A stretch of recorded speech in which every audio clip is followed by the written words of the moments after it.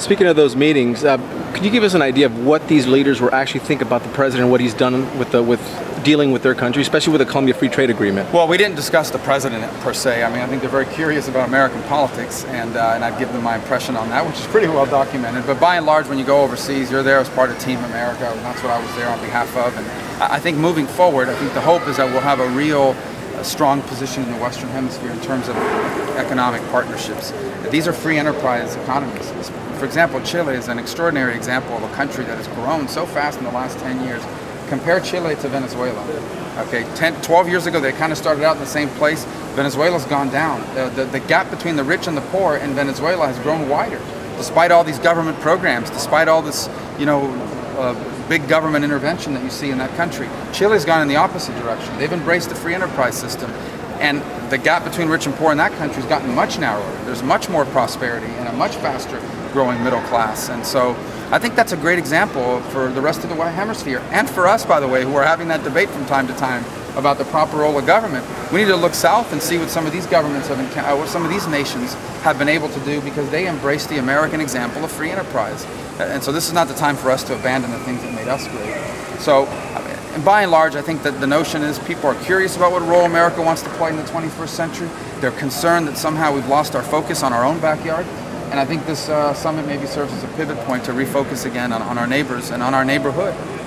Did it surprise you that Southcom personnel and Secret Service agents were sent home for inappropriate behavior? Yeah, I don't know anything about it other than what's been reported in the press. And it really wasn't the topic of conversation. It got the hint, although I understand it's been a big part of conversation back home.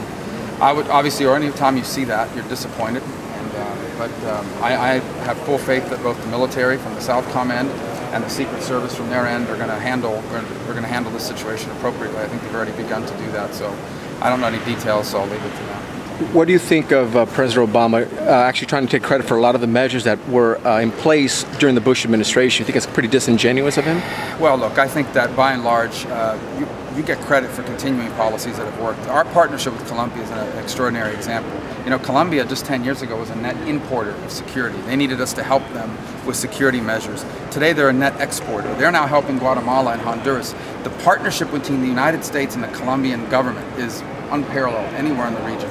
They are literally our best friends, south of Canada. And so my point is that those are the kinds of relationships that I think the Bush administration deserves credit for laying the groundwork for. And it's important for the Obama administration to maintain. So I think I'm hopeful, that after the summit, the president and his administration will once again, I know there's a lot of big things going on everywhere in the world, but we have some real opportunities for Americans to make some money off the economic growth and opportunity that's happening in Latin America and in the Western Hemisphere. And I hope that the president will take that away from this visit and pursue policies that will allow that to happen. Okay? Ozzie Guillen, comment on Ozzie Guillen. Should he stay or should he go? He said something else? No, I'm just saying originally from what he said. You haven't. I don't know, guy. He's a baseball manager. I haven't thought too much about that. I obviously don't agree with him.